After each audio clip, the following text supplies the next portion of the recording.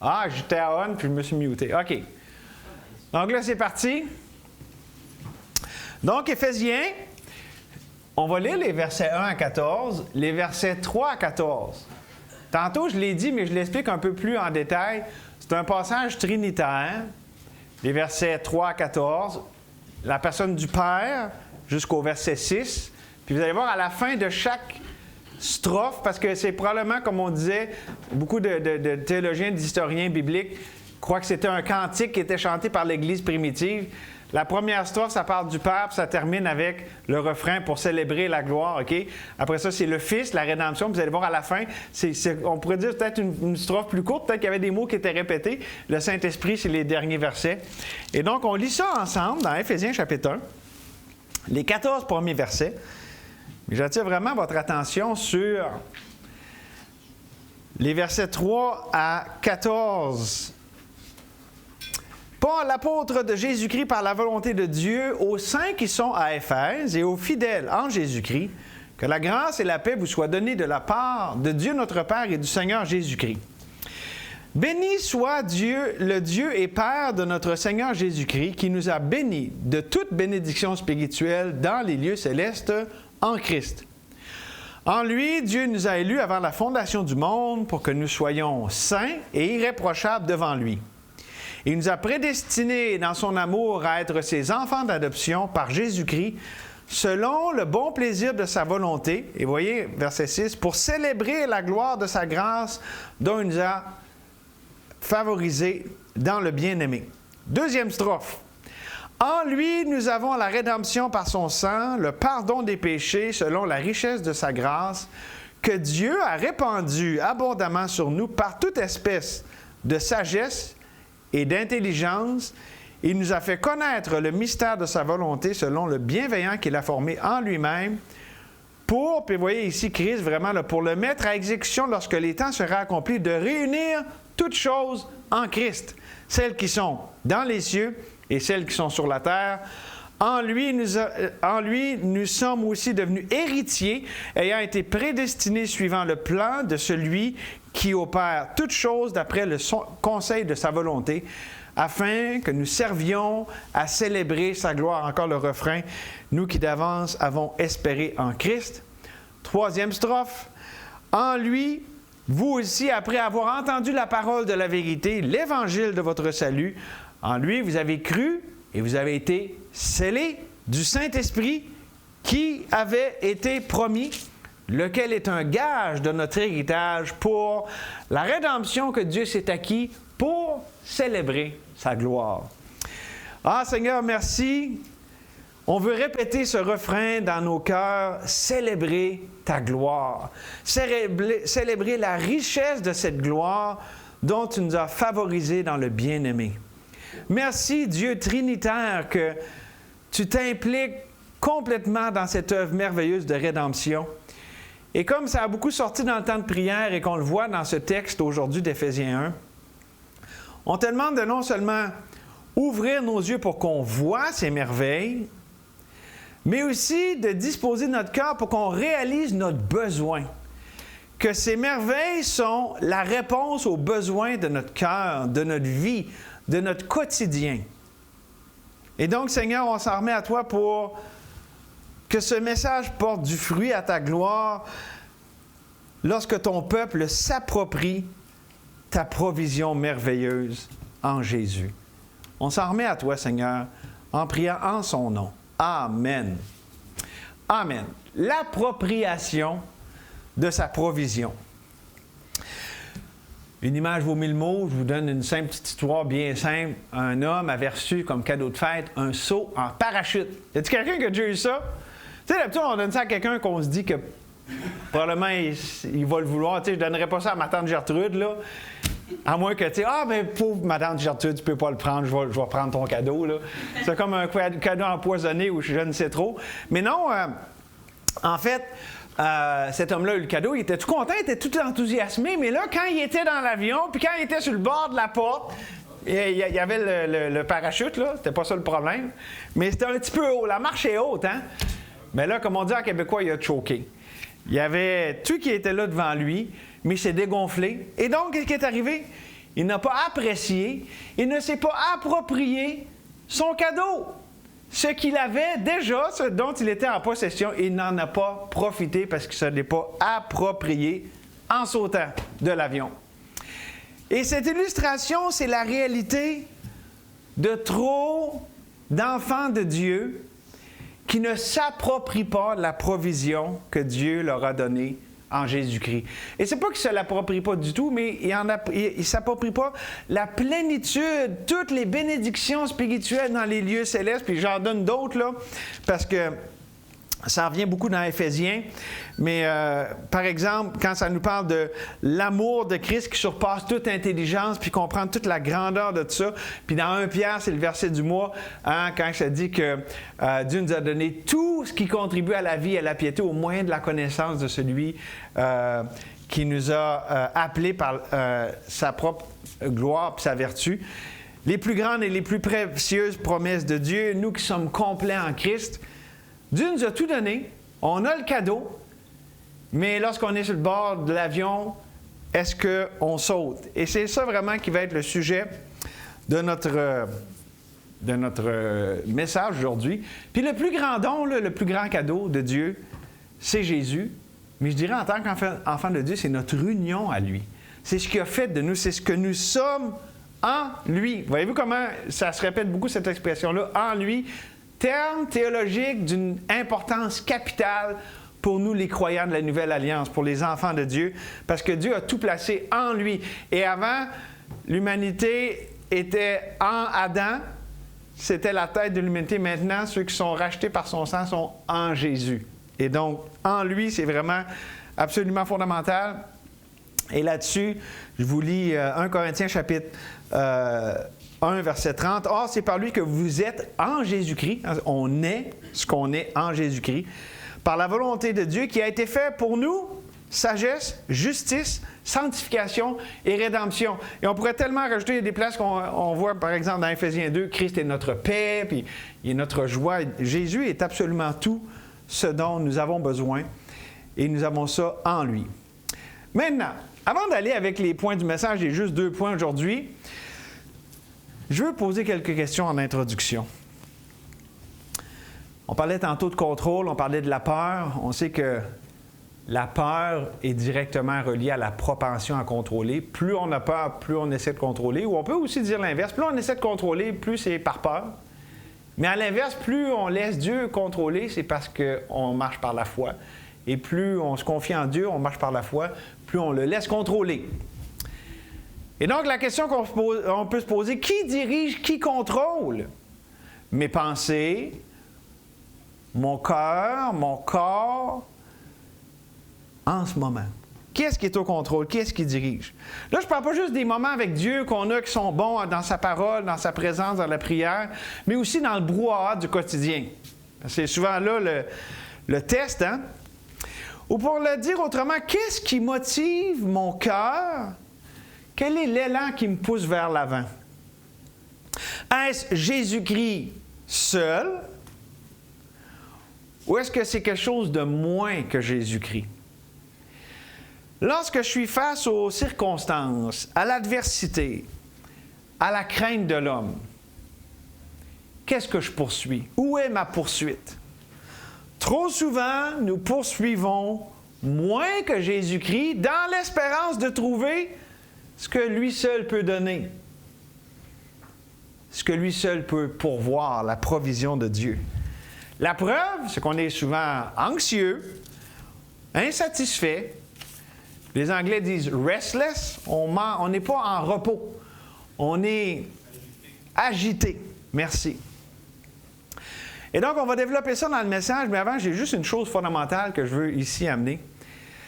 À la lumière de tout ce que je viens de vous dire, là, les questions et tout ça, nous ne jouissons de la relation que nous avons avec quelqu'un que dans la mesure où nous le connaissons.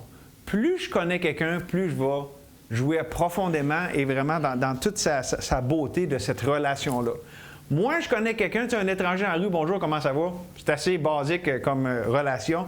Mais quand, comme ça, hein, on pense à une famille, un couple, une famille d'église, plus on se connaît, plus on apprécie, on s'approprie toutes les bénédictions de ces relations. Et évidemment, la première, la plus grande de ces relations, c'est celle avec Dieu. Et c'est ça l'idée de 2 Pierre, chapitre 1, que Dieu nous a donné tout ce qui contribue à la vie et à la piété au moyen de la connaissance, au moyen de la relation qu'on a avec Dieu. Lorsqu'on connaît Dieu, qu'on le découvre dans notre quotidien, c'est là qu'on jouit de tous les bénéfices de cette relation-là. Et pour encore prendre 2 Pierre, mais la fin de cette lettre de 2 Pierre, mais croissez dans la grâce et dans la connaissance de notre Seigneur Jésus-Christ. À lui soit la gloire maintenant et pour l'éternité. Donc, grandir dans cette grâce, dans cette connaissance de Dieu. Et ça, mes amis, c'est une loi spirituelle. Plus nous le connaissons, on pourrait dire plus nous le découvrons, plus on va s'approprier sa provision. Ou pour le dire dans les mots de quelqu'un c'est assez populaire, je crois que c'est Piper qui a dit ça, nous glorifions Dieu le plus lorsque nous sommes le plus satisfaits en lui. Si je ne me trompe pas, c'est lui qui a dit ça. En même temps, je veux dire, c'est pas l'auteur de toute l'idée de cette phrase-là, c'est un concept biblique. Nous le glorifions le plus lorsque nous sommes le plus satisfaits, reposés en lui. Et c'est ça toute l'idée d'Éphésiens. Parce qu'Éphésiens est bâti très simplement, on peut dire en 2 parties, mais moi je dirais 3. Et d'ailleurs, Watchman Nee dit assis, marcher et se tenir. Donc, les 3 premiers chapitres, c'est connaître Dieu, connaître ce que nous sommes en lui, ce qu'il a fait de nous, OK? On est assis dans les lieux célestes, OK? Connaître tout ça. Ensuite, expérimenter les bénéfices de ce que Dieu a fait de nous autres. Ça, c'est notre marche. Chapitre 4 à 6, le début du chapitre 6. Mais non seulement Dieu veut qu'on connaisse ce qu'il est, ce qu'il a fait de nous, qu'on l'expérimente dans notre marche, mais c'est comme ça qu'on arrive à la délivrance. La guerre spirituelle là, qui finit le chapitre 6, là, connaître, expérimenter et être délivré. C'est une autre façon qu'on peut, diviser la lettre aux Éphésiens. Et tout ça, c'est le fruit de notre union avec Jésus. Ou pour le dire dans les mots de Galates, c'est pas nous, mais c'est Christ qui vit en nous, qui nous fait jouir de toute cette belle et grande délivrance, cette union que nous avons avec Christ. Bon, ben, c'est ça que je voulais dire pour l'intro. Puis si ça ne vous dérange pas, on peut continuer. Qu'est-ce qui est pour?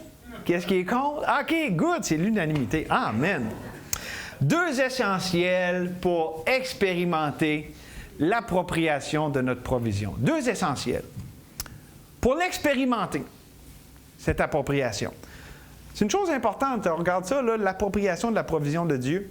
Ce n'est pas sans importance. Le premier essentiel, c'est quoi? C'est voir ce que nous avons déjà en Jésus. Vous dites, ben, c'est évident. Non, c'est pas si évident parce que Paul, quand il a appris qu'elle allait bien, les Éphésiens, il a dit, hey, savez-vous quoi?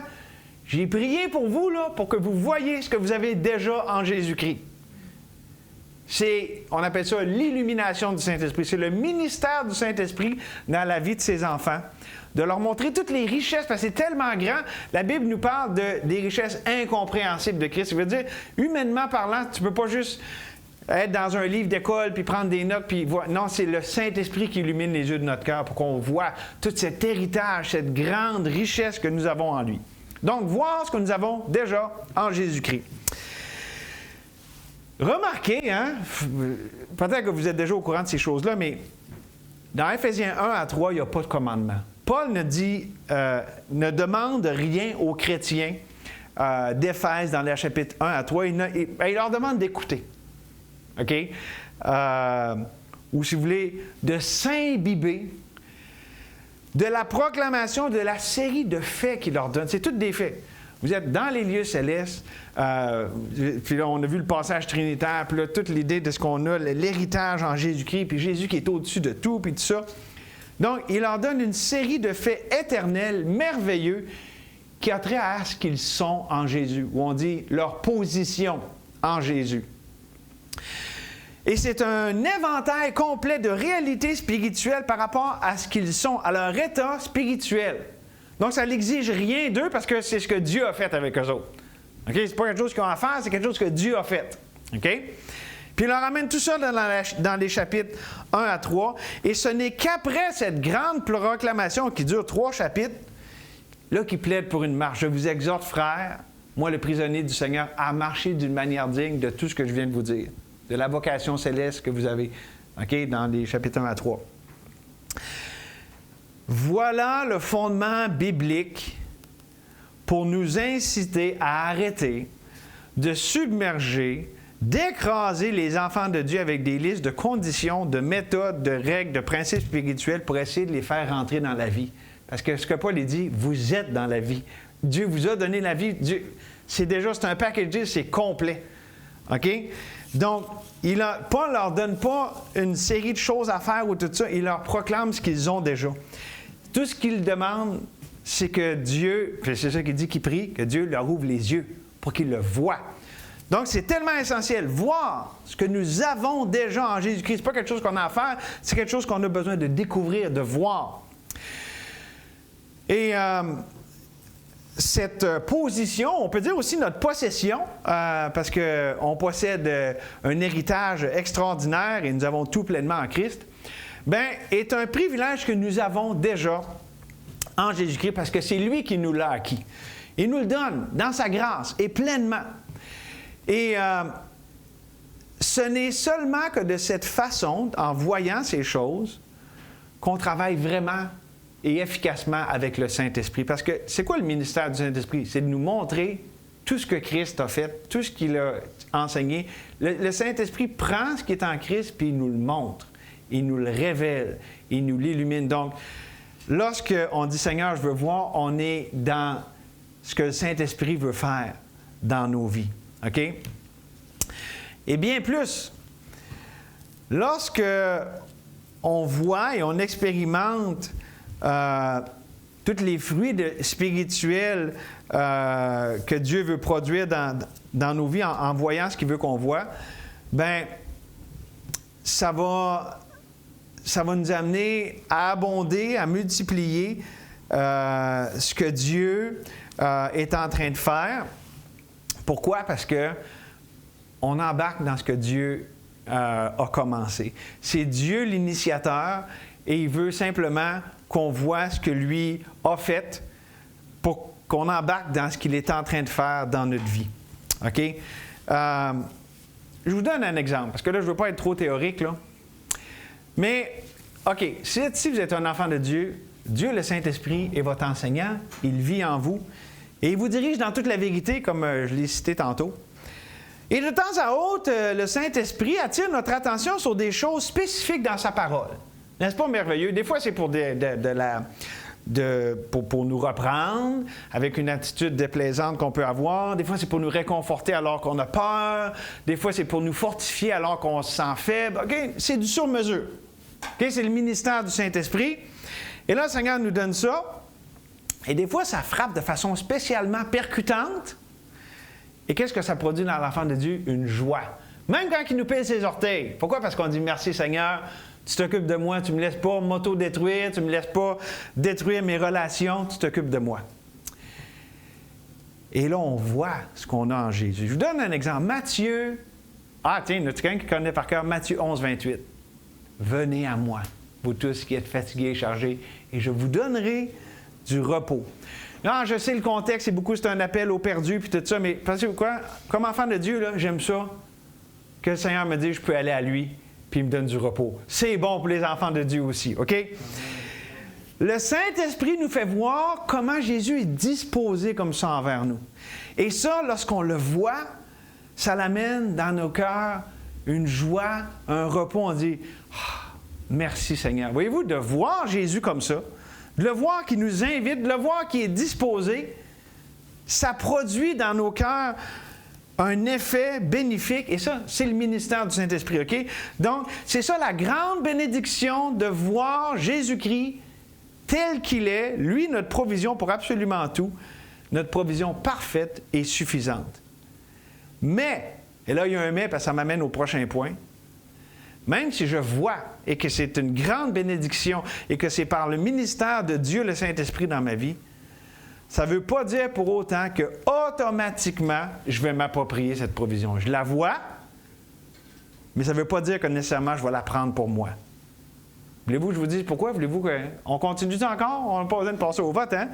Non, parce que la deuxième chose essentielle pour, de façon pratique et concrète et puissante, pour s'approprier la provision de Dieu, c'est de réaliser notre besoin de ce que nous avons déjà. Donc, non seulement le voir, mais réaliser notre besoin.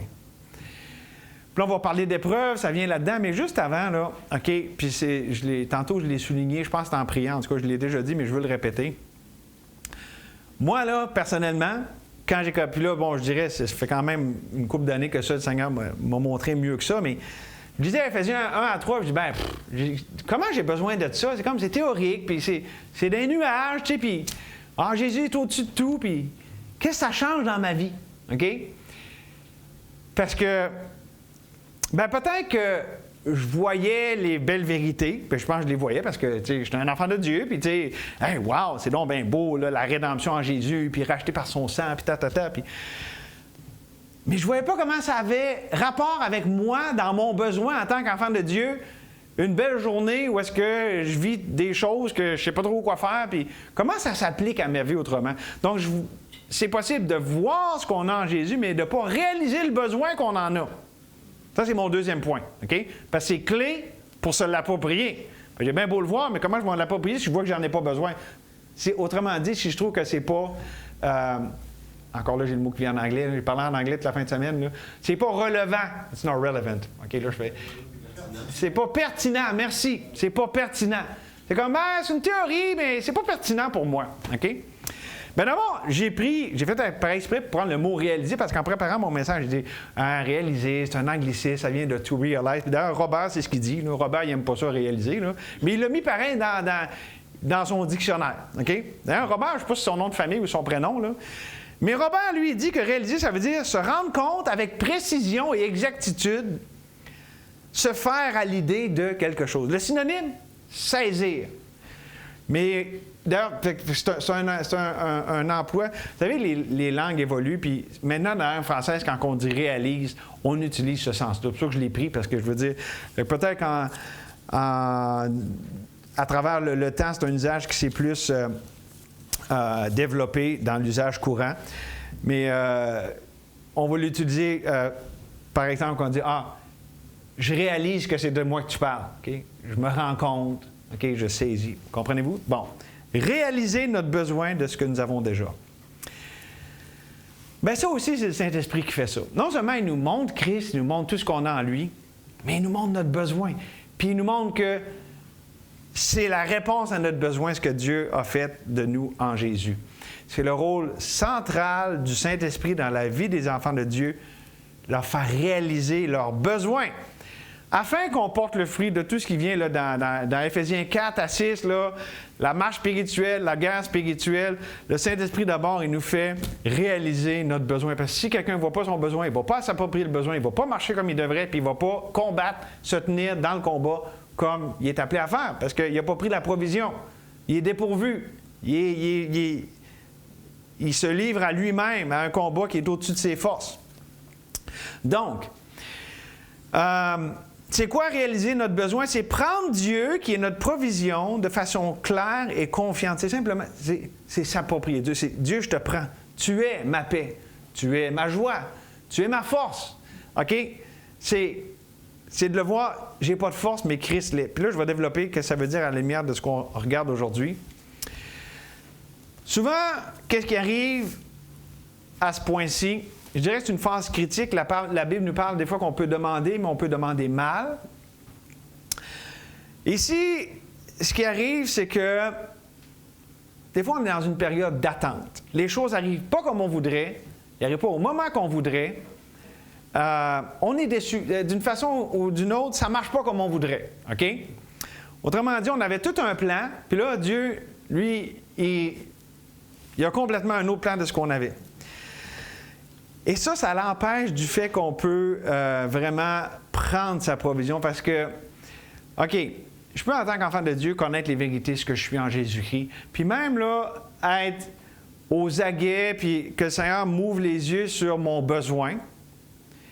Mais même avec ça, des fois, pour que je le prenne, que je reçoive, des fois, ça n'arrive pas tout le temps comme je voudrais. Puis c'est là, des fois, que ça boque. C'est là que des fois, on a de la misère. Parce que, Seigneur, merci, je connais tes vérités, puis c'est beau, mais comment ça ne marche pas aussi simple, puis comme j'avais pensé que ça allait arriver?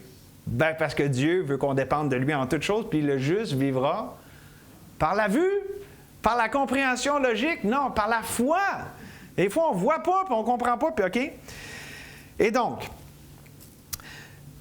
quand je parle d'attente, là, qu'on n'a pas les choses comme on voudrait, puis hey, Seigneur, merci, tu me montres des choses, puis ça, puis là, je vois ça. Puis là, entre le temps qu'on s'approprie ça, puis qu'on s'approprie la victoire, puis la marche, OK? Des fois, ça peut être une question de mois, ça peut être une question d'années. Puis souvent, c'est là qu'on abandonne. Pourquoi? Parce que, bien, Seigneur, tu me montres des choses, je te crois, mais je ne les vois pas arriver. Puis là, ben, on se dit, ben, peut-être que j'ai mal compris, peut-être que je manque de foi, puis, OK? Mais c'est Dieu qui décide du temps nécessaire. C'est lui qui juge le temps nécessaire entre nous faire voir ce qu'on a en lui, nous montrer notre besoin, nous faire réaliser notre besoin, puis nous combler ce besoin. Parce que la Bible nous dit que Dieu nous comble de tous nos besoins. Mais quand puis comment, ça y appartient. Et ça, c'est un moment d'attente qui est dur. Rappelez-vous, et beaucoup ici ont entendu ça, je pense que je l'ai déjà répété assez, peut-être que tout le monde l'a entendu, mais si je vous parle de, en fait, M. Carrington dit DBR, Death, Burial, Resurrection, la mort, l'ensevelissement et la résurrection. Rappelez-vous comment je vous ai souvent enseigné que Dieu nous appelle à s'attendre à lui, puis il y a des choses qu'il dit, regarde, tout est accompli, tu es mort à ces choses, OK? Tu reconnais que essaye pas, OK? Tu es mort à essayer, tu es mort à vouloir prendre les choses en main, OK? Puis moi, je vais amener les choses à la vie, puis moi, je vais agir, OK? Mort, résurrection, on comprend ça, OK? Parce que là, on dit, OK, c'est pas moi qui vis, c'est Christ qui vit en moi. Donc, il y a ces deux côtés-là. Le bout où on a de la misère, c'est ce bout, ce que je vous parle là, c'est l'attente, c'est dans le tombeau. C'est le entre-deux, parce qu'il y en a un entre-deux, puis je vous dis, il peut être long. J'aimerais ça vous dire que si vous croyez, là, ça sera vraiment pas long, mais c'est Dieu qui décide. Demande d'Abraham, exactement. Donc, le bout dans le tombeau, c'est de ça qu'on parle. Bien, des fois, c'est long. Il y a un écart entre voir et même réaliser notre besoin, mais l'appropriation, expérimenter l'appropriation. OK? Et j'ai une autre illustration pour vous aider ici à comprendre. Vous savez, le Seigneur nous montre des réalités là, vivantes et précieuses que nous avons en lui. Et comment il nous fait nous rendre compte de ça? Comment il nous fait qu'on les approprie? Tellement souvent une façon de prédilection du Seigneur. Bien, là, je vais donner différents synonymes. L'adversité, l'épreuve de la foi, les conflits. Toutes ces choses-là, OK, sont des manières par lesquelles le Seigneur éprouve notre foi. Parce que si on n'est pas éprouvé, comment qu'on va voir que ça vaut la peine? Parce que le Seigneur nous montre comment ces choses sont précieuses en nous.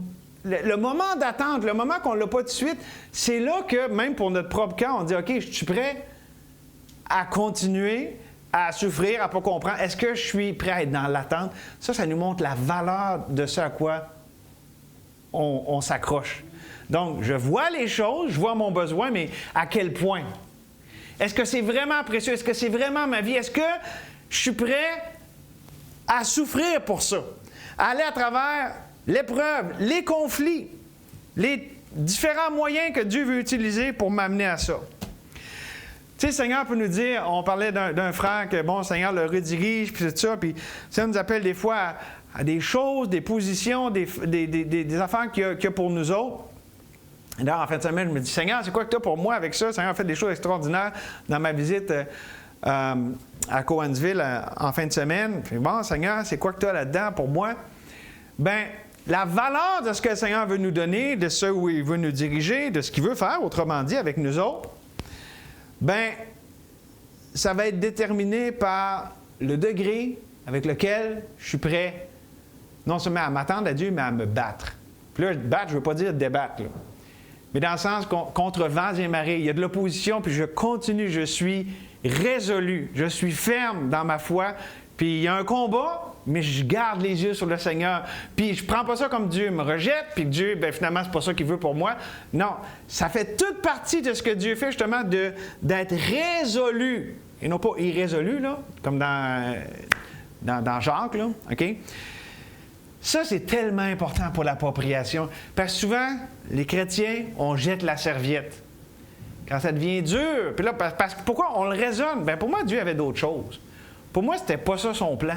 Puis, il y a une logique là-dedans. Je veux dire, ça se peut que le Seigneur nous redirige aussi. Fait que c'est là le combat de la foi, là. Puis c'est là que ça devient réel, là. Parce que les choses dans notre vie n'auront pas une réelle valeur si on n'en a pas payé le prix. Pensez dans votre vie, ce que vous chérissez le plus. C'est souvent ce qui a le plus gros price tag, la plus grosse facture, la plus grosse étiquette d'attacher après. Hein, c'est pas merveilleux d'être marié puis d'avoir une famille. Il y a un prix aussi à payer. C'est une grande bénédiction, mais il y a une souffrance relationnelle, il y a des incompréhensions, il y a des épreuves, il y a des imprévus, il y a toutes sortes d'affaires qui viennent avec ça. Puis c'est beau, là, ça vient de Dieu, mais voyez-vous, pourquoi on trouve ça si valeureux puis précieux?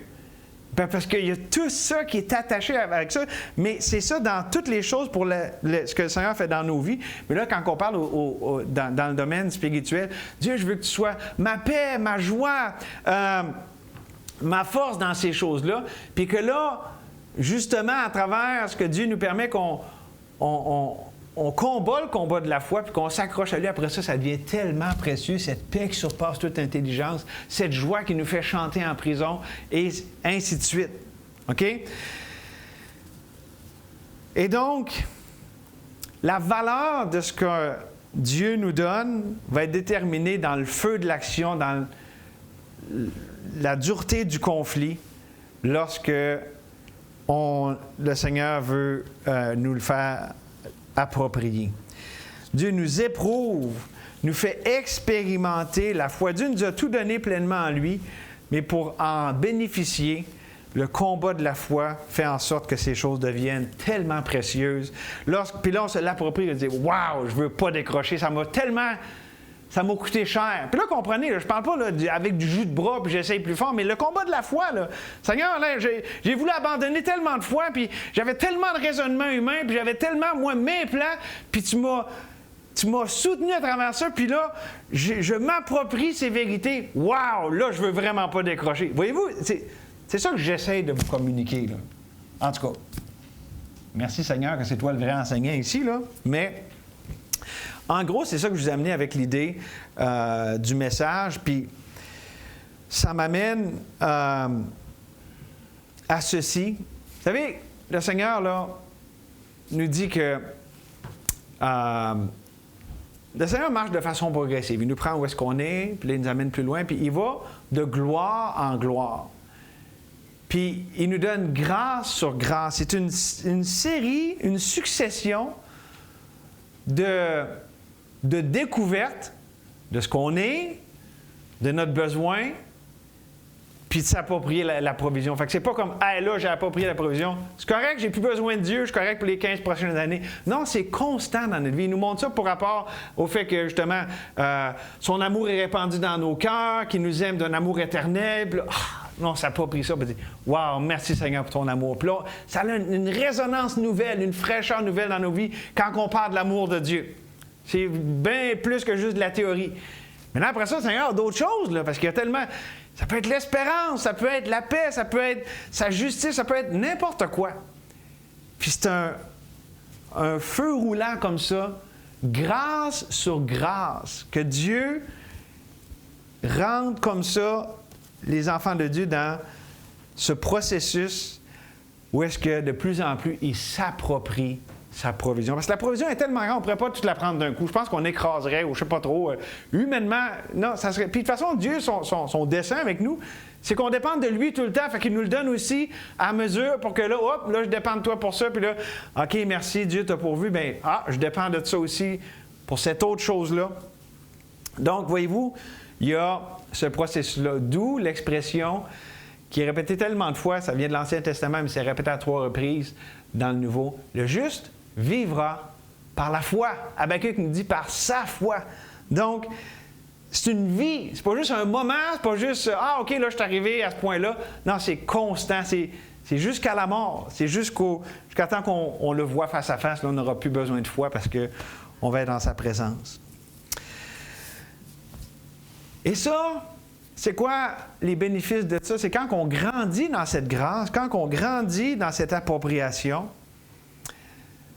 lorsqu'on, de plus en plus, on voit ce qu'on a en Jésus-Christ, qu'on réalise notre besoin de ça, puis que là, ça nous amène à nous l'approprier, bien là, on grandit dans la foi. On n'est plus juste des enfants qui disent « Ah, Dieu, aide-moi, j'ai besoin de ça. » On dit « Merci Seigneur que j'ai ça. » On parle comme un adulte, pas juste quelqu'un qui a des choses, qui veut des affaires, puis je veux dire, c'est très légitime d'avoir des besoins, mais maintenant qui, comme un adulte, voit « Seigneur, j'ai ces choses. » Puis bon, je ne les ai pas encore de façon, je ne les ai pas appropriées complètement, mais je sais que tu me fais passer par justement ce qu'on vient de parler aujourd'hui, de le voir, de voir mon besoin, puis de me l'approprier. Il y a une maturité qui rentre là-dedans. Là, on n'est plus à l'ABC. On grandit dans la grâce au moyen de la connaissance de celui qui nous a appelés par sa grâce et sa vertu. Une dernière chose que je veux vous dire, pour conclure ce matin, après qu'on ait vu la provision de Dieu qui est complète et parfaite en Jésus-Christ, après avoir réalisé notre besoin de cette provision, c'est important de laisser le temps à Dieu. Puis là, je ne veux pas... Dieu n'a pas besoin de nous demander la permission, là, mais dans nos cœurs, de dire, OK, Dieu, c'est toi qui décides du temps. C'est toi... Le qui décide du comment, du où, du quoi, OK? Ça appartient à Dieu. Bon. Pourquoi? Parce qu'on peut avoir une tendance, « Hey, là, cette réunion-là d'église, ce livre que j'ai lu, puis tu sais, des fois, il y en a qui courent après des réveils, des conférences de ci, puis ça, puis ces choses-là ne sont pas mauvaises en tant que telles. Mais il n'y a pas de raccourci, il n'y a pas de voie facile à s'approprier la provision de Dieu. C'est par la foi, puis c'est Dieu le boss. C'est lui qui décide comment on va dépendre de lui, par quel chemin on va passer. Les voies de Dieu ne sont pas nos voies. Sinon, là, on irait tous à la même conférence, puis on reviendrait tous, puis on serait des chrétiens super spirituels. Mais c'est pas comme ça que ça marche. Parce que Dieu veut qu'on dépende de lui. Pourquoi? Parce qu'il veut, lui, avoir la gloire. Et, vous savez, c'est possible des fois de parler de choses, d'admirer des grandes vérités spirituelles. Et c'est beau, c'est excellent. Mais Dieu veut plus que ça, il veut nous les donner. Donc, on les voit, qu'on réalise notre besoin, mais lorsqu'on les a, comment ça devient précieux. Surtout quand que l'attente a pu être longue, surtout quand le chemin a pu être rocailleux. Surtout lorsque ça nous a fait passer par des moments dans nos vies que peut-être on ne voudrait pas repasser, mais qu'on se dit, ça en valait la chandelle. Pourquoi? Parce que la récompense est grande. Dieu rémunère ceux qui le cherchent. Et là, je vous laisse sur une citation de M. Watchman Nee, que j'aime bien. Je vous encourage à le lire. Bon, c'est pas Dieu, là, puis il peut faire des erreurs, là. Mais il comprenait quand même des choses sur la vie échangée, puis sur la vie chrétienne. Et lui, il a dit, puis là, il dit, un prophète, là, il veut parler de quelqu'un qui parle de la part de Dieu, là, prophète, entendons pas juste Jérémie puis Ésaïe, là, OK? Un prophète est quelqu'un qui a une histoire, quelqu'un avec qui Dieu a travaillé. Quelqu'un avec qui Dieu s'est montré, qui a expérimenté l'œuvre formatrice du Saint-Esprit. Ça résume ce que je voulais vous dire aujourd'hui. Expérimenter l'œuvre formatrice du Saint-Esprit. Puis à un moment donné, quelqu'un demandait à M. Nee, « Hey, ça vous prend combien de temps préparer un message? » Ou c'était quelque chose... C'est quoi le temps moyen pour préparer un message? Il dit à peu près 10-20 ans. Puis ce qu'il voulait dire par là, c'est que c'est pas juste de se préparer comme ça, c'est le vécu, la formation du Saint-Esprit, puis là, il n'y a plus la même résonance. D'ailleurs, ceux qui sont ici, qui m'entendent, qui ont le supplice de m'entendre semaine après semaine, on le voit quand on renaît notre prédicateur qu'on entend, on voit l'œuvre du Saint-Esprit, puis on le voit aussi dans nos frères et sœurs quand on parle, mais c'est ça. C'est la formation du Saint-Esprit qui fait que ça change complètement tout. Et mon appel, là, tu connais Crowded to Christ, te rappelles-tu ce qu'on a vu? D'ailleurs, c'est un livre, hein? Puis on l'a chez nous, je ne l'ai pas encore lu. J'aimerais ça lire plus, là, mais en tout cas. Comment on pourrait dire? Crowded to Christ. Tu sais, quand il y a une foule, puis la foule presse, puis qu'on est tous pognés, là, OK? C'est que être poussé vers Christ, on va l'amener comme ça.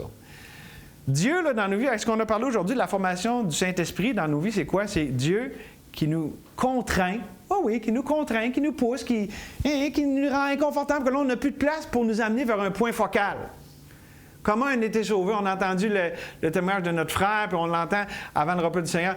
Le Seigneur nous amène, puis amener, on voit, voyons, je ne peux pas me sauver moi-même, la vie n'a pas de bon sens, puis là, Jésus est celui qui sauve. Il nous a amenés au pied de la croix. Mais là, c'est pas fini, là. La vie chrétienne, là, il y a toutes sortes d'étapes, là, pas dans le sens d'un club select, mais tu sais, Dieu nous fait passer par toutes sortes de chemins, puis là, pour nous rendre compte après ça, OK, faire confiance avec les premières étapes, il nous amène à ce point-là. Puis les vérités de notre identité, OK, que je suis accepté, mon acceptation, puis mon identité, c'est pas ma performance, c'est la performance que Dieu a faite pour moi. Tu sais, puis Dieu va faire ça à travers ce processus-là. Donc, j'ai essayé de vous amener deux façons de résumer là, ce qu'on a vu aujourd'hui. Et ça, mes amis, c'est quoi l'idée? C'est quand tu arrives ici, là, tu t'appropries ce que Dieu t'a donné. Puis là, tu te regardes ça. C'était pas évident, là. Il me semble que ça pressait pas mal. Je me sentais pas mal ratatiné. Tu sais, le côté, à un moment donné, t'arrives quasiment comme une sardine dans une canne de sardines, là. Ça, c'est parce que le Seigneur t'amène au point focal. Garde les yeux sur la rémunération. Christ. Ça veut dire que quand ça commence, tu sais, quand c'est rendu sardine extra serré, là, parce que tu es sur le point d'être. Le Seigneur tu vas t'approprier ce que le Seigneur a pour toi. Garde les yeux sur la provision. Jésus est notre provision, on a tout pleinement en lui. Et comme ça, le Seigneur se glorifie puis forme Christ dans ses enfants. Amen. Seigneur, merci pour ce temps dans ta parole. Seigneur, merci que non seulement tu nous dis qu'on a tout pleinement en toi pour qu'on le voit clairement, mais aussi tu nous amènes à réaliser notre besoin pour qu'on voit que ce n'est pas juste de la théorie, ce n'est pas juste des affaires pour les autres, mais c'est pour nous. Et merci aussi pour les chemins que toi, tu décides d'emprunter. Et je t'avoue, Seigneur, il y a bien des chemins que j'aurais dit, non, Seigneur, moi, c'est pas ça que je veux. Mais tu ne nous donnes pas l'option. Puis merci que tu ne nous donnes pas l'option, Seigneur. Parce qu'on ne sait pas ce qu'on a besoin, puis on ne sait pas par où passer. On sait qu'on a besoin de Jésus, mais on ne sait pas comment arriver à tout ça. Donc, merci, Seigneur, que tu as voulu, dans ta bonté, dans ta souveraineté, dans ta sagesse, tu as voulu, Seigneur, qu'on dépende de toi pour s'approprier tout ce qui est en toi. Et merci, Seigneur, que c'est jamais fini. Je te prie que personne ici ne lance la serviette. Ça devient dur, des fois la pression devient forte. Mais par la foi qu'on voit, c'est parce qu'on arrive au point focal, on arrive au point culminant où est-ce que tu veux exactement nous amener. C'est ta volonté parfaite. Oui, on n'aime pas ça. Oui, la pression monte. Mais c'est parce que tu veux nous donner Christ. D'une nouvelle façon fraîche, d'une appréciation qu'on n'avait pas avant. C'est-à-dire qu'on accepte de payer le prix de notre foi. Peu importe c'est quoi, c'est comment. Peu importe où, quand. Parce qu'on garde les yeux sur le qui. Oh oui, Seigneur, merci. Merci. Tu es bon envers nous, Seigneur, tu es patient. On te loue, on te bénit, au nom de Jésus. Amen.